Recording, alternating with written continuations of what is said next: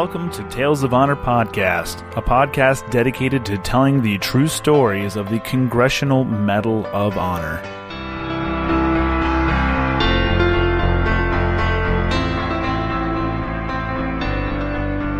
Hello everyone and welcome back to another episode of Tales of Honor Podcast. I'm your host, Christoph Ambrosch. Today's episode is episode 155, and for those who'd like to listen promptly at 7 p.m. on Wednesdays and Sundays, I do apologize for the latency of this episode.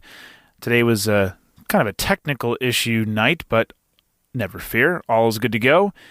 And I know on the last episode I said that last episode was going to be the last for the month of November. Well, my apparent skills at reading calendars are not quite up to snuff with what they should be. And today will be the last of November.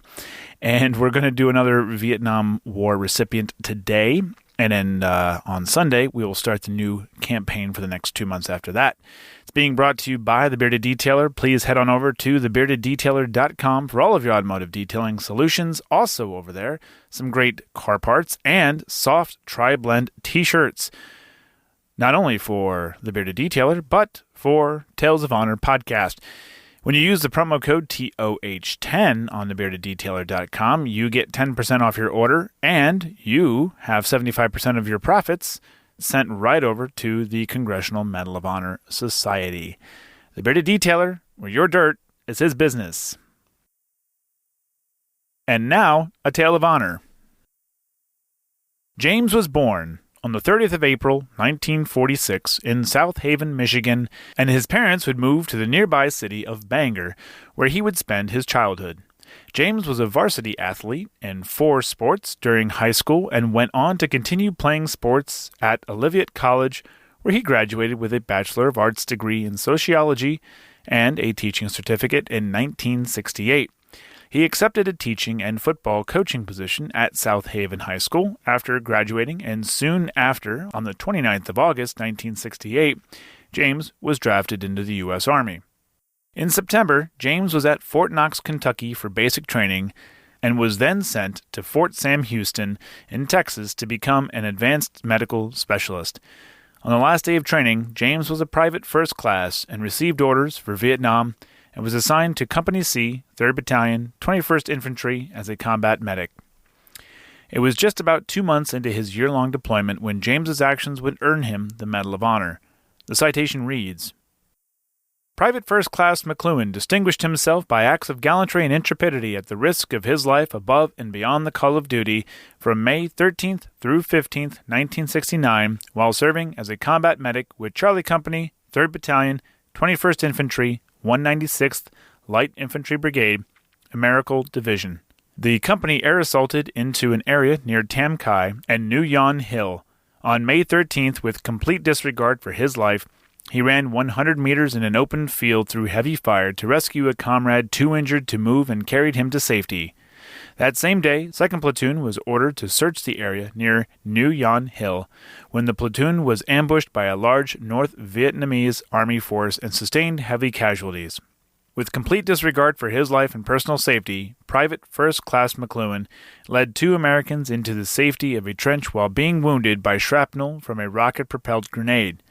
He ignored a direct order to stay back and braved an enemy assault while moving into the kill zone on 4 more occasions to extract wounded comrades.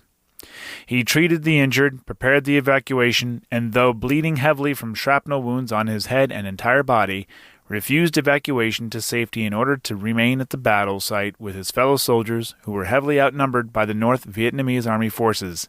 On May 14th, the platoon was again ordered to move out towards New Yon Hill. Private First Class McCloughan was wounded a second time by small arms fire and shrapnel from a rocket-propelled grenade while rendering aid to 2 soldiers in an open rice paddy. In the final phases of the attack, 2 companies from the 2nd North Vietnamese Army Division and an element of 700 soldiers from a Viet Cong regiment descended upon Charlie Company's position on 3 sides. Private First Class McCloughan, again with complete disregard for his life, went into the crossfire numerous times throughout the battle to extract the wounded soldiers while also fighting the enemy. His relentless and courageous actions inspired and motivated his comrades to fight for their survival. When supplies ran low, Private First Class McCloughan volunteered to hold a blinking strobe light in an open area as a marker for a nighttime resupply drop. He remained steadfast while bullets landed all around him and rocket-propelled grenades flew over his prone, exposed body. During the morning darkness of May 15th, Private First Class McCloughan knocked out a rocket-propelled grenade position with a grenade, fought and eliminated enemy soldiers, treated numerous casualties, kept 2 critically wounded soldiers alive through the night, and organized the dead and wounded for evacuation at daylight. His timely and courageous actions were instrumental in saving the lives of his fellow soldiers. Private First Class McCloughan's personal heroism, professional competence, and devotion to duty are in keeping with the highest traditions of the military service and reflect great credit upon himself, the Americal Division, and the United States Army. Originally, his actions were recommended for the Distinguished Service Cross, but was downgraded to a Bronze Star with V device. James left Vietnam in March of 1970 and was discharged later that year at the rank of Specialist 5. James was able to return to his job at South Haven High School, and in 1972 he earned a Master of Arts degree in Counseling and Psychology from Western Michigan University. He then taught psychology at South Haven High School until his retirement in 2008, for which he received the Michigan Education Association's 40 Years of Service Award. During that time, James also coached 22 years of wrestling and 38 years of football and baseball, receiving many service awards for his coaching.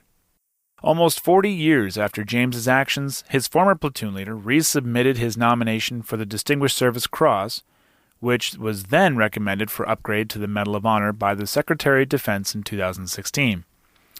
On the 23rd of December, 2016, the National Defense Authorization Act for fiscal year 2017 was signed, and this included a waiver to the 5-year time limit on the Medal of Honor awards.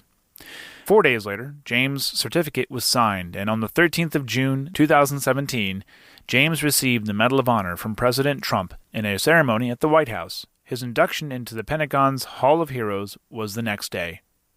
James C McCloughan still lives in South Haven with his wife, Cherie.